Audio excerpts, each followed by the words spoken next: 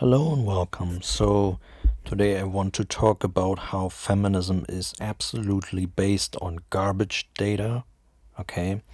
And also, it's a bit of a follow up video to my last video because there was something that came up in the comment section that I haven't really addressed in the last video, which is this typical feminist proximity argument of how there are higher abuse, child abuse cases in relation to mothers because they are the primary caregivers, right? They spend more time with the child, and therefore we see higher rates among mothers. This is like the argument, right?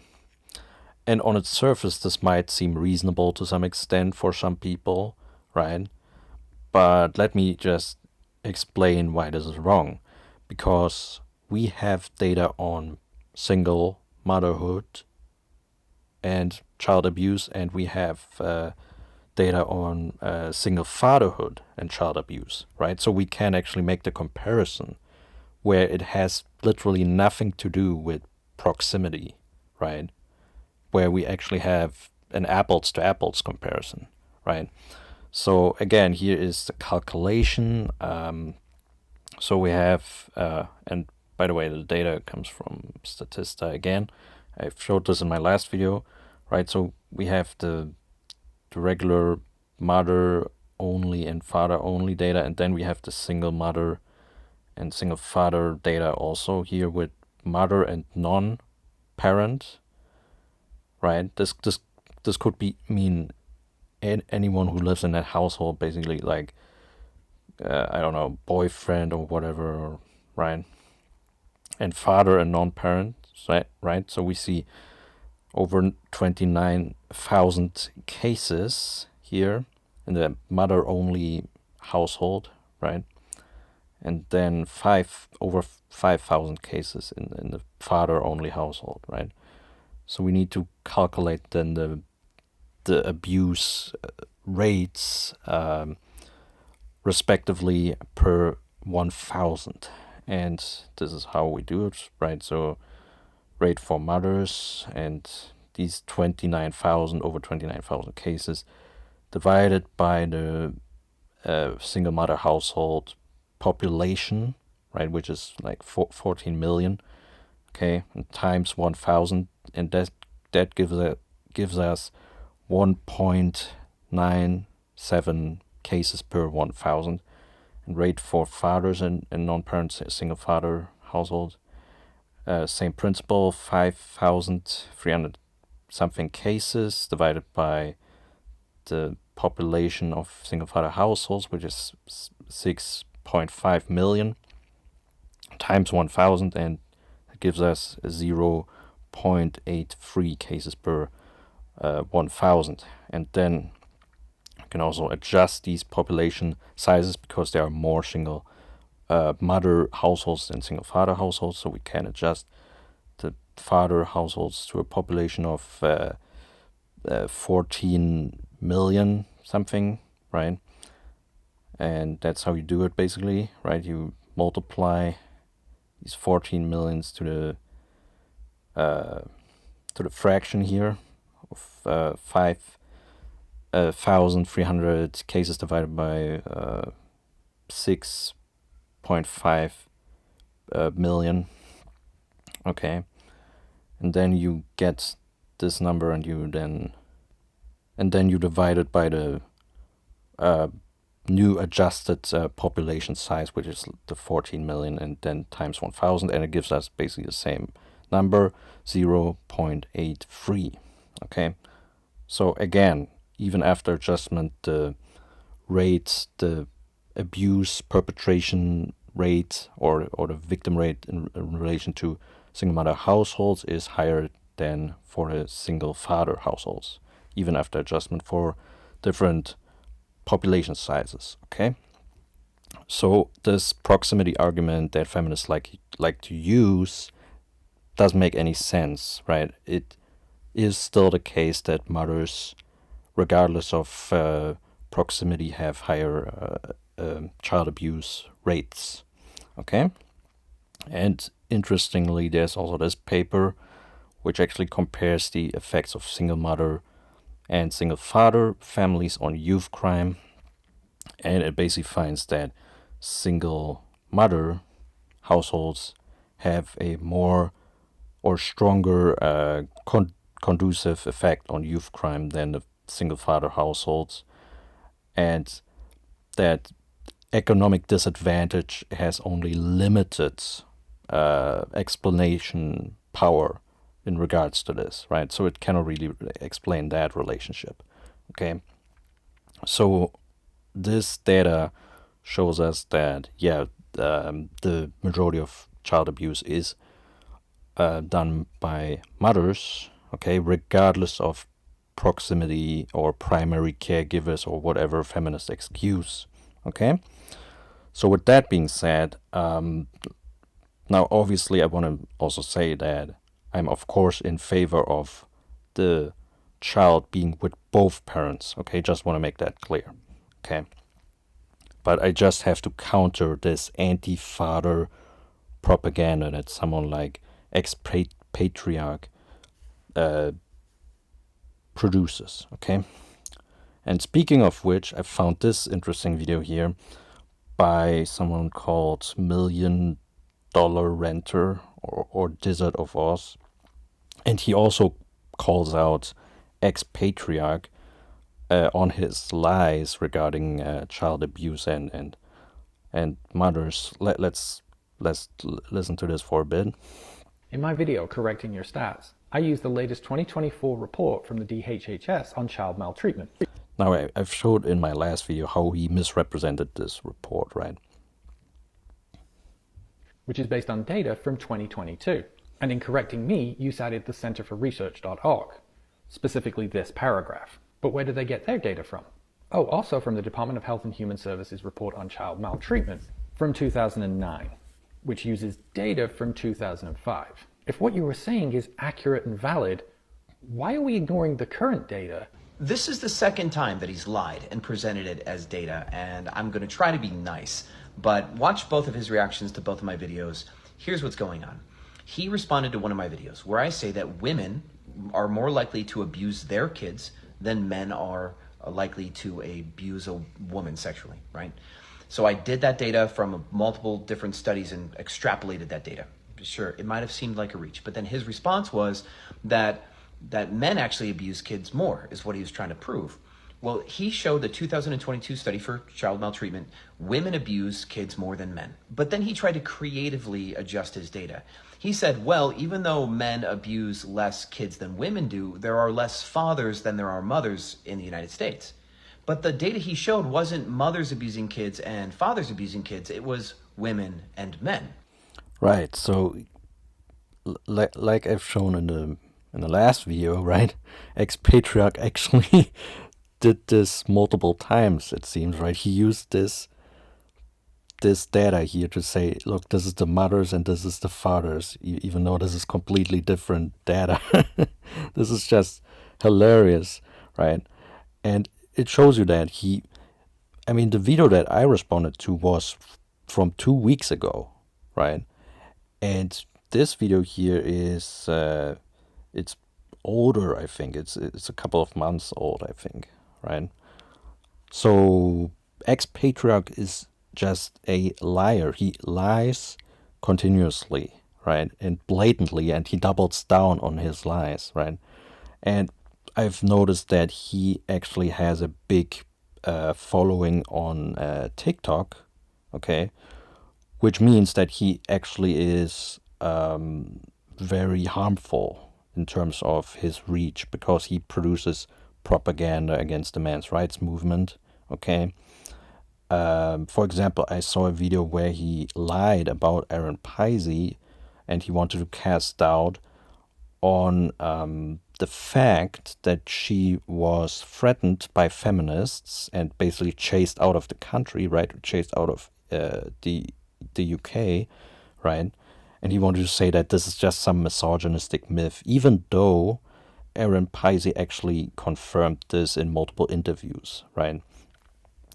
So yeah, Expatriarch is just a complete liar, and we have to do more response videos exposing this clown. Okay, we just have to do more work on Expatriarch because he is very harmful, right? Because he has a very wide reach, okay, concerning all these topics surrounding feminism, man's rights, and so on and so forth, right?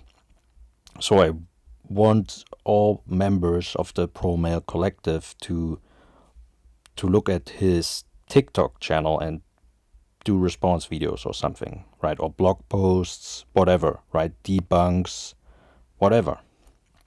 I think it's necessary. But anyway, let's actually look at the reason why I actually wanted to make this video here, which is this new article, which I find interesting, right? Misreading the data, moral convictions influence how we interpret evidence of anti-woman bias. Okay, now what kind of moral convictions are they talking about? They're talking about feminism, basically, how convinced people are of feminism influences how they look at studies, right? And this is actually not surprising, but I find this article quite interesting. I will not read this whole article, but just one particular section of it, right? Because they did multiple experiments, right, in that study that they're referencing here. And this is interesting here. Finally, in a set of experiments, the researchers presented participants with fallacious scientific studies that drew incorrect conclusions from their data. In these experiments, participants were shown a study summary that concluded there was discrimination against women, but the data within the study actually showed the opposite. Women were more likely to be hired than men. In one experiment, the researchers included a control group where participants read about discrimination against left-handed individuals instead of gender discrimination. In the other experiment, the control condition focused on discrimination based on height, allowing for a more direct comparison with the gender condition, as both height and gender involve population divisions close to 50-50. The results showed that participants with higher moral commitment to gender equality, aka feminism, aka female supremacy, female privilege, etc., were indeed more likely to accept the study's faulty conclusion, despite the data contradicting the idea of discrimination against women. These participants were more inclined to endorse the study's findings, showing that their moral beliefs could lead them to overlook evidence that did not support their views. Additionally, participants in these experiments were more likely to accept the flawed gender discrimination conclusion than the fallacious conclusions in the control conditions. This indicates that moral commitment to highly charged issues like gender equality can lead people to reason in biased ways, accepting conclusions that align with their beliefs, even when those conclusions are unsupported by the data. Right, so basically we have in academia lots of studies that put out feminist propaganda, okay? And people just copy and paste the conclusions, right, or the headlines, or whatever it is, right? Basically the opinions of the researchers without actually fact-checking the data. And that is a huge problem. And what do they actually mean when they hear gender equality or when they are talking about gender equality? Here's a good video that actually shows what is actually meant by feminism when they say gender equality, right? Such as it is espoused by organizations such as the UN or the World Economic Forum, which are both feminist to the core. Summers from Harvard. But it gets worse. In their calculation of the GII, they include an index for girls for the fraction of maternal deaths due to childbirth. So men dying younger can be entirely written off to biology, but complications in childbirth are not? That's societal? Are you kidding me? Does the UN actually think that the difficulties of childbirth are due to patriarchal societies imposing them on women, instead of happening despite our best human efforts to save the dying women? But wars and exploding oil rigs are biological? And they don't stop there. They also include an index to measure the amount of teen mothers. Well, what about teen fathers? Adolescent boys can procreate too. Usually, a teen mother means a teen father as well. And teenagers reproducing isn't biological either. What do they think? Teenagers engage in procreative activities due to societal pressures and not biological impulses? Besides the logical issues here, it turns out these two measures dominate the GII. A number of papers have pointed out that if you hold everything that goes into the GII equal and set the teen birth rate to the lowest in the world, then it alone gives a relatively high score of 0.15, 0 being perfect equality and 1 perfect inequality. So the only way to do better than 0.15 is if in the rest of the parameters considered, men do significantly worse than women. Right, so basically it is gender equality if men do worse. This is how they define gender equality, right? This is why when they say here people with moral convictions or moral commitment to gender equality, this is basically a code word for female privilege, okay?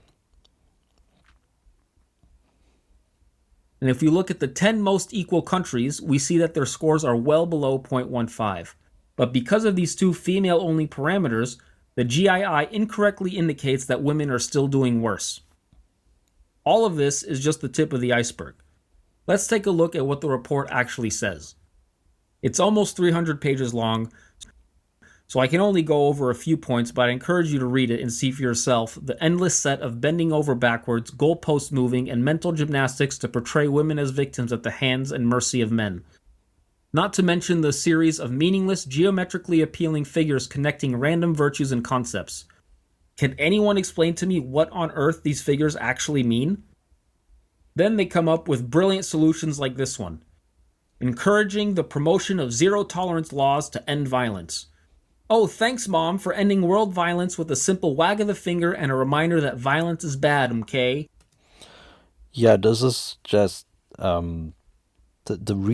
know that this is just utopian bullshit, that ending world violence, this is just nonsense. Obviously, they just set this unrealistic standard in order to demonize men, right? To have this situation where any kind of, even if it's just a little bit of violence, if the victim rates of women that are really low, even if this is not zero, they can still have a way to have hysteria about female victims, even though the victim rates are higher among male victims.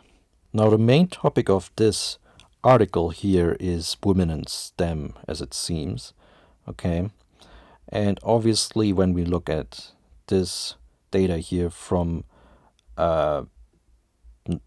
89 US research universities, we find that, for example, female applicants have these numbers, and they actually have higher percentages offered positions, right? So we have 12% female, mean percentage of female applicants in physics, but we have 20% women offered this position on these on tenure track positions, right? So that's just laughable, right? To say that women are discriminated against in STEM. This is just nonsense, obviously. A study that is usually thrown around to support this notion is the well-known Moss Rakusin et al. 2012 study, which was very nicely refuted in this video here. Okay, let me just play you this. It is basically about switching names. Oh, we equalize everything except the name is female and the other name is male, right? So let's watch this here a little bit. Evaluate the female version of it. Imagine you were evaluating this application. How fit is the person to serve as a lab manager? What information is going to give you a good signal as to their fitness for the job? Their grades and test scores are above average, but not exceptional. This person is probably smart enough to be a lab manager. They have supportive letters of recommendation, so you know that they're capable of asking people for letters of recommendation. Their personal statement shows that they can write, but what else is there? What other information can provide you a signal as to how good or bad this person would be as a lab manager? To answer that, let's go to a different study, a study titled Women in Tech from the National Center for Women. What you're looking at now is a bar graph that's showing the rate at which women leave their STEM field jobs over time. Quote, female attrition is higher in technology than in science and engineering. In all cases, the quit rate for women is higher than it is for men. In the high-tech industry, the quit rate is more than twice as high for women, 41%, than it is for men, 17%, end quote. Now, I don't know if lab manager is high-tech or not, but the general trend is very clear. Women are significantly more likely to leave STEM jobs than men. This next graph from the same study shows the percentage of women who remain in their STEM job per year. What this graph illustrates is that after 2 years, which is the period of time that the lab manager position is intended to be for, after 2 years, 20 to 30% of women will have left their STEM job. Not just left their STEM job, will have left the STEM field, including their job. Do you see the methodological flaw now? Let me put it this way. Suppose that instead of changing the genders of the two applicants, the authors let the applicants have the same gender, but on one sheet they wrote, "Every morning I use my asthma inhaler," and on the other sheet they wrote, "Every morning I use illegal drugs." I suspect that they'd see a difference in that case too. Professors would rate the illegal drug user as being less competent, less fit for the job. They'd want to pay the illegal drug user less. Wait, are you saying that being a woman is like using illegal drugs? No, but what I am saying is that regularly using illegal drugs is likely to have a negative impact on your ability to do a job well. Likewise, if 30% of women leave their STEM job in the first 2 years, then being a woman is an indication that you will be more likely to leave your STEM job in the first 2 years than a man would be. Right, and this is exactly why this type of research is total bullshit, because they cannot control for that, okay? They cannot control for the expectation that, or for basically relying on the fact that people know that women are leaving, especially if they're asking like professors or people within the field. They obviously know how men and women, how they stay in these fields, how they leave, right? So obviously the factor women alone tells them a lot, right? So you cannot just write this off as discrimination, right? And this is a similar flaw in this study here, for example, which also has a similar methodology, right? They have here an experiment where they switch the names around, right? The male name Mark versus the female name Elizabeth, right? So in the two studies included a randomized double-blind experiment to demonstrate biases persist even when women become well represented within veterinary medicine. So they are even discriminated against, even when they are the vast majority of veterinarian medics, right? So, this doesn't make any sense, obviously. Evidence included managers evaluating an employee randomly assigning a male versus female name as more competent and advising a higher salary, equating to 8% of pay gap. Okay. Now, there are several problems with this study. I will not go over all of them, but let's just go over some of them, right? So obviously, this study is not very representative because it's only looking at the field of medicine, okay, and the respondent sample in the second experiment, which is like the main part of the study that is interesting, is 254 respondents. Okay, so not very not very representative of the general population, right? So we cannot extrapolate anything really that much in terms of discrimination against women or bias against women in in scientific fields or anything like that, right? Now, for example, one question that they asked the participants in the experiment, for example, if you were Mark's employer and he came to you and asked for a pay raise based on this performance, would you give him one? Right, so to give it a context, they only switched around the names, right, and they equalized. They basically said, look, this is the performance, right, that this person had in the past, right? So Elizabeth has the same performance and Mark has the same performance and stuff like that. So, right? So, and based on that, they say, look, if we only switch around the genders, then there's bias, right? But for example, here, asking for a pay raise in itself is a confounder because we know that men are more likely to ask for pay raises, right, than women.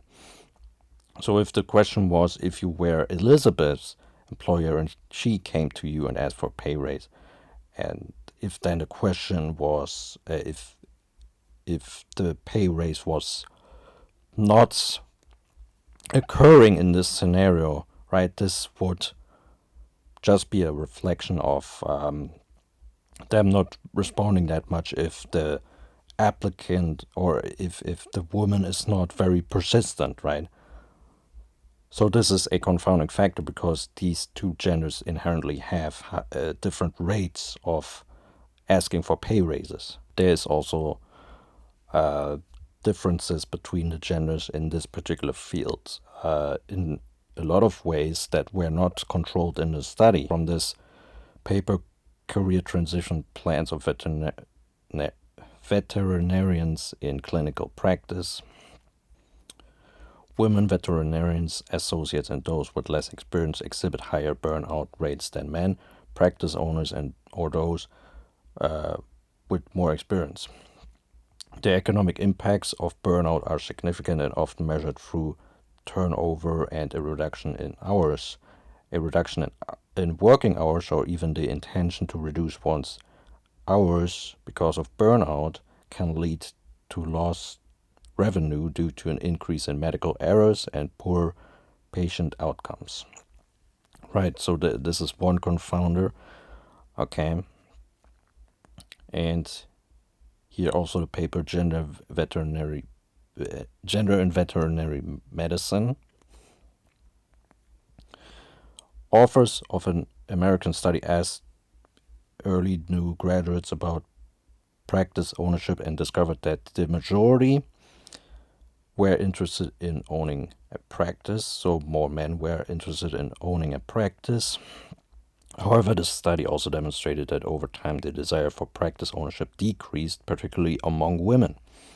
Only 48% of established female veterinarians compared with 61% of established male veterinarians desired practice ownership. Right, so again, the factors or the variables, male and female, still have other implications, right, that are not controlled for in the study, right? So if you're a manager, you may know these kinds of things, right, that women have higher burnout rates and that they are then more likely prone to medical error, for example, which leads to worse patient outcomes, and they are less interested generally in practice ownership and stuff like that. So as a manager, you just inherently know this, and based just on that, you may see less future potential within a woman applicant, right?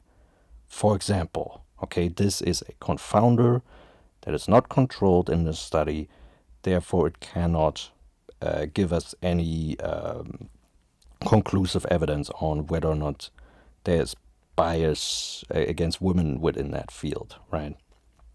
And then there's also within the supplementary material, they even measured some kind of hostile sexism against women with like nonsensical questions, or with statements that they would agree or disagree with. For example, female vets tend to exaggerate the problems they face in this profession. Female vets tend to request too many accommodations or special favors at work.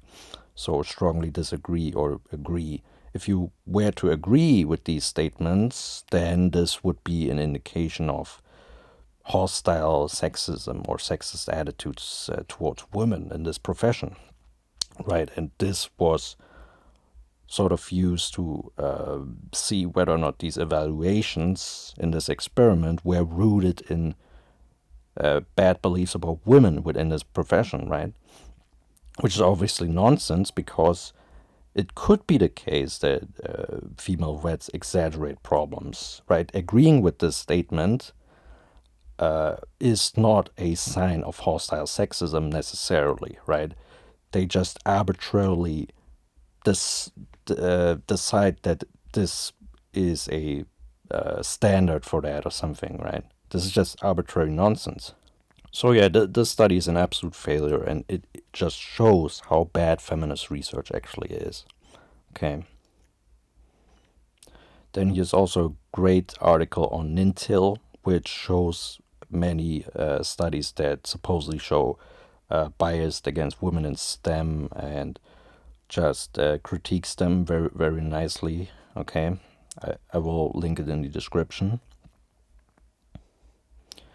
And then there's also this article, is our attitude to men based on substandard research.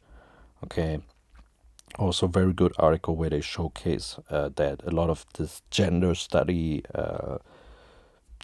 study articles are very poorly designed and are basically opinion pieces, right? They're not actually scientific, right? And they're based on normative statements rather than actual science, okay? So you can read this yourself, right? So basically, feminism is based on flawed data, on bullshit data, on fabrication and lies, okay? This is very, very concerning given the fact that academia is full of feminism, basically, right? And a lot of people take feminist statistics and feminist studies seriously, which they shouldn't.